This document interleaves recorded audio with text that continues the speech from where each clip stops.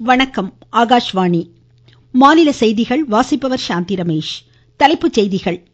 கடற்படையினரின் தன்னிகரற்ற சேவை தேசத்தின் பாதுகாப்பையும் வளத்தையும் உறுதி செய்வதாக பிரதமர் திரு நரேந்திரமோடி கூறியுள்ளார். பயணிகளின் பாதுகாப்பே ரயில்வே துறையின் உயர் முன்னுரிமை என்று மத்திய ரயில்வே அமைச்சர் திரு அஸ்வினி வைஷ்ணவ் மக்களவையில் தெரிவித்தார். மத்திய அரசின் சீரமைப்பு நடவடிக்கைகளால் BSNL தொலைத்தொடர்பு நிறுவனம் லாபமிகு நிறுவனமாக உருவெடுத்துள்ளது என்று மத்திய தொலைத்தொடர்புத்துறை அமைச்சர் திரு ஜோதிராதித்ய சிந்தியா கூறியுள்ளார். பெஞ்சல் புயலால் பாதிக்கப்பட்ட கடலூர், கள்ளக்குறிச்சி, விழுப்புரம் மாவட்டங்களில் நிவாரண பணிகளை மாநில அரசு மேற்கொண்டுள்ளது. ஆசிய ஜூனியர் ஹாக்கி போட்டியின் இறுதி ஆட்டத்தில் இந்தியா இன்று பாகிஸ்தானை எதிர்கொள்கிறது. இனி விரிவான செய்திகள். தேசிய கடற்படை தினம் இன்று கொண்டாடப்படுவதையொட்டி குடியரசுத் தலைவர் திருமதி திரௌபதி முர்மு ஒடிஷா மாநிலம் பூரி கடற்கரையில் இன்று பிற்பகல் நடைபெறும் கடற்படை தின கொண்டாட்டங்களில் பங்கேற்கிறார். இந்திய கடற்படையை சேர்ந்த 15 கப்பல்கள், நீர்மூழ்கிகள் மற்றும் 40க்கும் மேற்பட்ட விமானங்களின் சாகச நிகழ்ச்சிகளில் கமாண்டோ வீரர்களும் கடற்படை ஊழியர்களும் பங்கேற்கின்றனர். கடல்சார் நலன்களை பாதுகாப்பதில் இந்திய கடற்படையின் திறன்கள் குறித்த விழிப்புணர்வை ஏற்படுத்தும் வகையில் மிக் ஹாக் ரக போர் விமானங்களின் வான் அணிவகுப்புகளும் இடம்பெறும். 1971ஆம் ஆண்டு இதே நாளில் பாகிஸ்தானுக்கு எதிரான போரில் கராச்சி துறைமுகத்தின் மீது இந்திய கடற்படையின் ஆபரேஷன் ட்ரைடன்ட் என்ற துணிச்சல் மிகு வெற்றிகரமான தாக்குதலை நினைவுகூரும் வகையில் ஆண்டுதோறும் டிசம்பர் 4ஆம் தேதி கடற்படை தினமாக கொண்டாடப்படுகிறது. இத்தினத்தையொட்டி பிரதமர் திரு நரேந்திரமோடி விடுத்துள்ள வலைதள செய்தியில், கடற்படையினரின் அர்ப்பணிப்பு மிகு அளப்பரிய சேவை தேசத்தின் பாதுகாப்பையும் வளத்தையும் உறுதி செய்வதாக பெருமிதம் வெளியிட்டுள்ளார். பாதுகாப்புத்துறை அமைச்சர் திரு ராஜ்நாத் சிங் விடுத்த வாழ்த்து செய்தியில், இந்திய கடற்படை தேச பாதுகாப்பின் இன்றியமையா தூணாக திகழ்ந்து கடல் வளத்தை பாதுகாப்பதாக புகழாரம் சூட்டியுள்ளார். கடற்படை சார்பில் தமிழகத்தின் பல்வேறு பகுதிகளுக்கு பயணிக்கும் 2500 கிலோமீட்டர் தூர 13 நாள் இருசக்கர வாகன பேரணி சென்னை காமராஜர் சாலை போர் நினைவு சின்னத்திலிருந்து இன்று தொடங்கியது. கடற்படையின் பணிகள், சேவைகள் குறித்த விழிப்புணர்வை ஏற்படுத்தும் வகையில் கும்பகோணம், தஞ்சை, திருச்சி, காரைக்குடி, தனுஷ்கோடி, ராமேஸ்வரம், மதுரை, கொடைக்கானல், கோவை, சேலம், வேலூர் உள்ளிட்ட நகரங்களுக்கு பயணித்து இறுதியாக வரும் 16ஆம் தேதி சென்னை INS அடையார் கடற்தளத்தை வந்தடையும். நாட்டில் கடந்த 10 ஆண்டுகளில் ரயில் விபத்துகள் பெருமளவில் குறைந்திருப்பதாக மத்திய ரயில்வே அமைச்சர் திரு அஸ்வினி வைஷ்ணவ் கூறியுள்ளார்.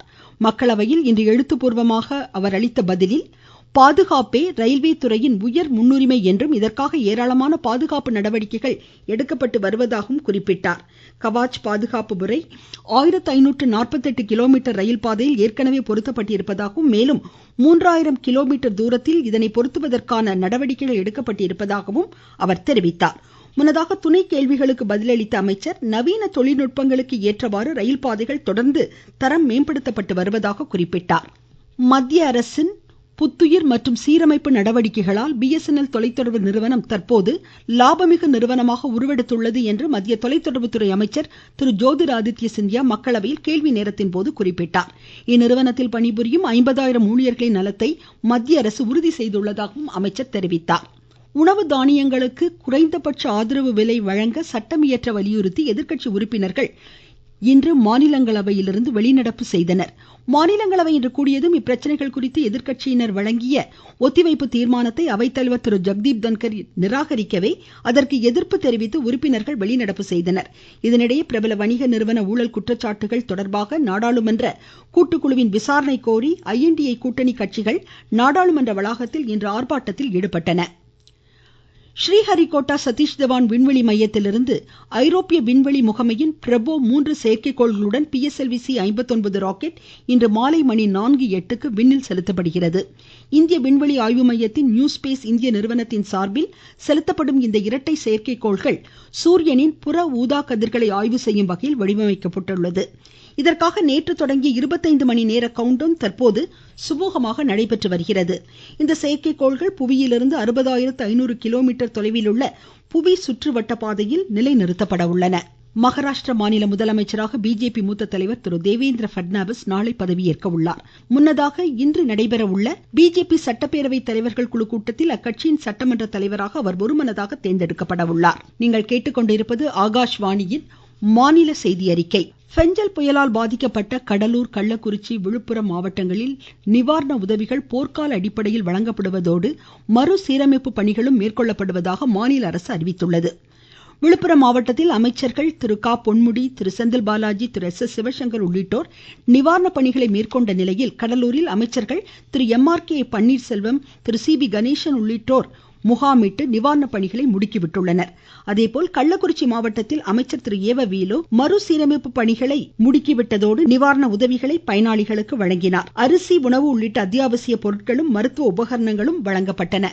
இப்பகுதிகளில் பல்வேறு மாவட்டங்களிலிருந்து வந்த தூய்மை பணியாளர்களால் தூய்மை பணிகளும் முழுவீச்சில் மேற்கொள்ளப்பட்டு வருகின்றன. விழுப்புரம் மாவட்டத்தில் 61 நடமாடும் மருத்துவ வாகனங்களை மாநில வனத்துறை அமைச்சர் திரு க பொன்முடி, மாநில போக்குவரத்து துறை அமைச்சர் திரு சிவசங்கர் ஆகியோர் இன்று துவக்கி வைத்தனர்.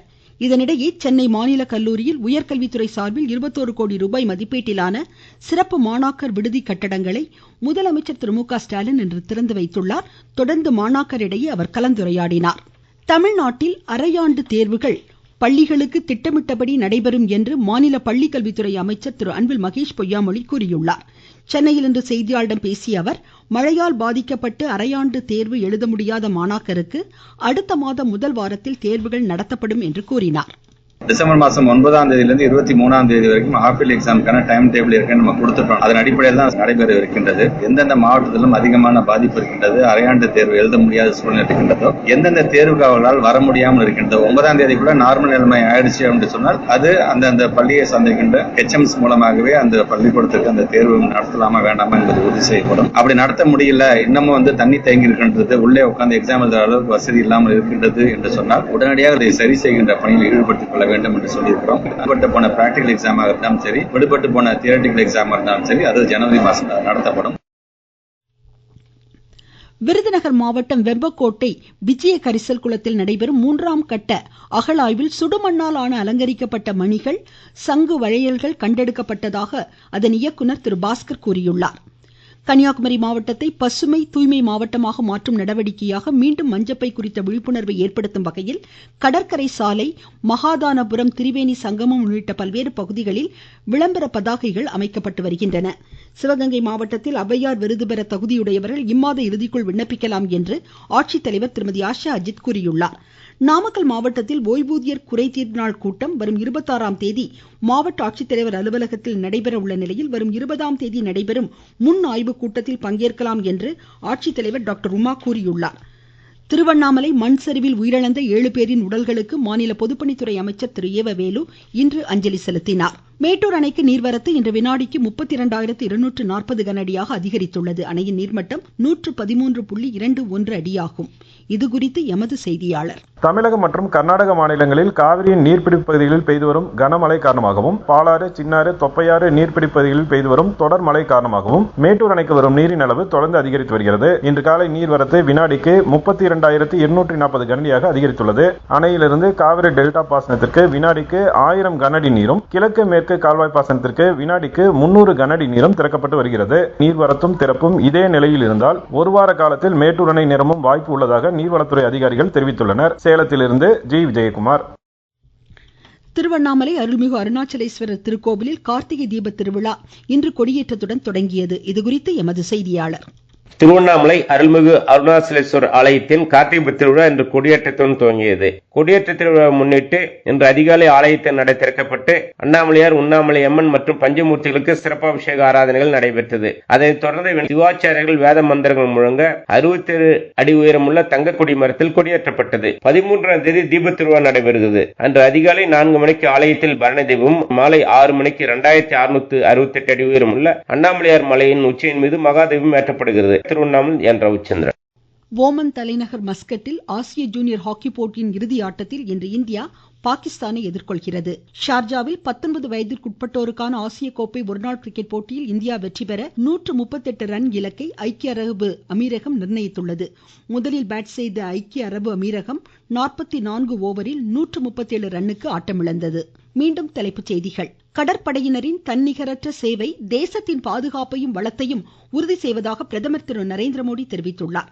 பயணிகளின் பாதுகாப்பே ரயில்வே துறையின் உயர் முன்னுரிமை என்று ரயில்வே அமைச்சர் திரு அஸ்வினி வைஷ்ணவ் மக்களவையில் கூறியுள்ளார். மத்திய அரசின் சீரமைப்பு நடவடிக்கைகளால் BSNL தொலைத்தொடர்பு நிறுவனம் லாபமிகு நிறுவனமாக உருவெடுத்துள்ளது என்று மத்திய தொலைத்தொடர்பு அமைச்சர் திரு ஜோதிராதித்ய சிந்தியா தெரிவித்துள்ளார். பெஞ்சல் புயலால் பாதிக்கப்பட்ட கடலூர், கள்ளக்குறிச்சி, விழுப்புரம் மாவட்டங்களில் நிவாரண பணிகளை மாநில அரசு முழுவீச்சில் மேற்கொண்டுள்ளது. ஆசிய ஜூனியர் ஹாக்கி போட்டியின் இறுதி ஆட்டத்தில் இந்தியா இன்று பாகிஸ்தானை எதிர்கொள்கிறது. இத்துடன் இந்த செய்தி அறிக்கை முடிவடைந்தது.